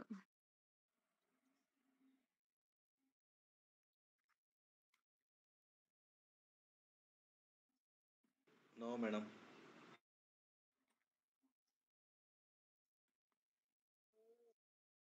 ಲೈಂಗಿಕ ಅಪರಾಧಗಳಿಂದ ಮಕ್ಕಳ ರಕ್ಷಣಾ ಕಾಯ್ದೆ 2012 ಒಂದು ಕಾಯ್ದೆ ಅನ್ನುವಂಥದ್ದು ನಿರ್ಭಯ ಪ್ರಕರಣದಿಂದ ಇದು ಜಾರಿಗೆ ಬಂತು. ಈ ಕಾಯ್ದೆಯ ಉದ್ದೇಶ ಅಂದ್ರೆ ಲೈಂಗಿಕ ಹಲ್ಲೆ ಇರ್ಬೋದು, ಲೈಂಗಿಕ ಕಿರುಕುಳ ಇರ್ಬೋದು, ಲೈಂಗಿಕ ದೌರ್ಜನ್ಯ ಇರ್ಬೋದು, ಇವುಗಳಿಗೆ ಇರುವಂತ ವ್ಯತ್ಯಾಸ ಏನು, ಇದ್ರಲ್ಲಿ ಲೈಂಗಿಕ ದೌರ್ಜನ್ಯ ನಡೆದಂತ ಸಂದರ್ಭದಲ್ಲಿ ABCD ಅಪರಾಧಗಳನ್ನ ಯಾವ ರೀತಿಯಾಗಿ ಅದನ್ನ ವಿಭಾಗಿಸ್ಕೊಂಡು ಅದಕ್ಕೆ ಶಿಕ್ಷೆಗಳಿರ್ಬಹುದು, ಮಕ್ಕಳಿಗೆ ಅದರಿಂದ ಯಾವ ರೀತಿಯಾಗಿ ರಕ್ಷಣೆ ನೀಡಬೇಕು ಅನ್ನುವಂಥದ್ದು, ಮತ್ತೆ ಮಕ್ಕಳಿಗೆ ಇರುವಂತ ವಿಶೇಷ ಪೊಲೀಸ್ ಘಟಕ SGPU ಇರ್ಬಹುದು, ಮತ್ತೆ ಮಕ್ಕಳ ಒಂದು ಕಲ್ಯಾಣ ಸಮಿತಿ ಇದು 24 ಗಂಟೆ ಒಳಗೆ ಮಕ್ಕಳಿಗೆ ಒಂದು ಅನ್ಯಾಯ ಆದಂತ ಸಂದರ್ಭದಲ್ಲಿ ಯಾವ ತರ ಪ್ರೊಟೆಕ್ಷನ್ ನ ನೀಡಬೇಕು, 21 ದಿನದೊಳಗೆ ಪರಿಹಾರವನ್ನ 31 ದಿನದೊಳಗೆ ಯಾವ ತರ ಪರಿಹಾರವನ್ನ ನೀಡಬೇಕು ಅನ್ನೋದ್ರ ಬಗ್ಗೆ ಕುರಿತು ಒಂದು ಸವಿಸ್ತಾರವಾದಂತ ಮಾಹಿತಿಯನ್ನ ನೀಡಿದಂತ ಸಂಪನ್ಮೂಲ ವ್ಯಕ್ತಿಯಾದ ರಾಧಾ ಆರ್ ಮೇಡಮ್ ರವರಿಗೆ ಧನ್ಯವಾದಗಳು. ಧನ್ಯವಾದ ಮೇಡಮ್ ತಮ್ಗೂನು. ಇದು ಸಿಗತ್ತಾ ಮೇಡಮ್, ಆಡಿಯೋ ಅಥವಾ ವಿಡಿಯೋ ಸಿಗತ್ತಾ ನಂಗೆ? ಮೇಡಮ್ ನಾನು ಲಿಂಕ್ ಶೇರ್ ಮಾಡ್ತೀನಿ madam. Okay sir, thank you sir. Okay, left ಆಗ್ಬೋದಾ ಸರ್? ಒಂದ್ ನಿಮಿಷ. ಹಾ ಸರ್. ಅಗಸ್ತ್ಯ ಅಂತಾರಾಷ್ಟ್ರೀಯ ಪ್ರತಿಷ್ಠಾನದ ಜನರಲ್ ಮ್ಯಾನೇಜರ್ ಆದಂತ ದಿಲೀಪ್ ಸರ್ ಅವರಿಗೆ ಅಗಸ್ತ್ಯ ಅಂತಾರಾಷ್ಟ್ರೀಯ ಪ್ರತಿಷ್ಠಾನದ ವತಿಯಿಂದ ಧನ್ಯವಾದಗಳನ್ನ ಅರ್ಪಿಸ್ತಾ ಇದ್ದೀನಿ. ಮತ್ತೆ ಈ ಒಂದು ಕಾರ್ಯಕ್ರಮದಲ್ಲಿ ರಿಲಿಜಿಯನ್ ಮ್ಯಾನೇಜರ್ ಕರ್ನಾಟಕದ ರಿಲಿಜಿಯನ್ಸ್ ಮ್ಯಾನೇಜರ್ ಸರ್ಗಳು ಭಾಗವಹಿಸಿದ್ದಾರೆ. ಅವರಿಗೂ ಕೂಡ ಕಾರ್ಯಕ್ರಮದ ಪರವಾಗಿ ಮತ್ತೆ ಅಗಸ್ತ್ಯ ಅಂತಾರಾಷ್ಟ್ರೀಯ ಪ್ರತಿಷ್ಠಾನದ ಪರವಾಗಿ ಧನ್ಯವಾದಗಳನ್ನ ಸಲ್ಲಿಸ್ತಾ ಇದ್ದೇನೆ. ಮತ್ತೆ ಈ ಕಾರ್ಯಕ್ರಮದಲ್ಲಿ ಕರ್ನಾಟಕದ ಕ್ಯಾಟಲೈಸರ್ ಲೀಡ್, ಏರಿಯಾ ಲೀಡ್ ಕ್ಯಾಟಲೈಸರ್ಸ್ ಗಳು ಸಹ ಆಗಮಿಸಿದರೆ ಅವರಿಗೂ ಸಹ ಈ ಒಂದು ಕಾರ್ಯಕ್ರಮದ ಪರವಾಗಿ ಅಗಸ್ತ್ಯ ಅಂತಾರಾಷ್ಟ್ರೀಯ ಪ್ರತಿಷ್ಠಾನದ ಪರವಾಗಿ ಧನ್ಯವಾದಗಳನ್ನ ಅರ್ಪಿಸ್ತಾ ಇದ್ದೇನೆ. ಮತ್ತೆ ಕರ್ನಾಟಕದ ಎಲ್ಲಾ ಇಗ್ನೇಟರ್ಸ್ ಸಾರಥಿಗಳಿಗೂ ಸಹ ಈ ಒಂದು ಕಾರ್ಯಕ್ರಮದ ಪರವಾಗಿ ಅಗಸ್ತ್ಯ ಅಂತಾರಾಷ್ಟ್ರೀಯ ಪ್ರತಿಷ್ಠಾನದ ಪರವಾಗಿ ಧನ್ಯವಾದಗಳನ್ನ ಸಲ್ಲಿಸ್ತಾ ಇದ್ದೇನೆ. ಅಲ್ಲದೆ ಈ ಒಂದು ಕಾರ್ಯಕ್ರಮದಲ್ಲಿ ಪಾಲಕರು, ಶಿಕ್ಷಕರು, ವಿದ್ಯಾರ್ಥಿಗಳು ಸಹ ಭಾಗವಹಿಸಿದ್ದಾರೆ. ಅವರಿಗೂ ಸಹ ಅಗಸ್ತ್ಯ ಅಂತಾರಾಷ್ಟ್ರೀಯ ಪ್ರತಿಷ್ಠಾನದ ವತಿಯಿಂದ ಧನ್ಯವಾದಗಳನ್ನ ಅರ್ಪಿಸ್ತಾ ಇದ್ದೇನೆ. ಮತ್ತೆ ಈ ಒಂದು ಕಾರ್ಯಕ್ರಮವನ್ನ ನಡೆಸ್ಕೊಳ್ಳಕ್ಕೆ ಅವಕಾಶ ಮಾಡಿಕೊಟ್ಟಂತಹ ಎಲ್ಲರಿಗೂನು ಧನ್ಯವಾದಗಳನ್ನ ಸಲ್ಲಿಸ್ತಾ ಇದ್ದೀನಿ.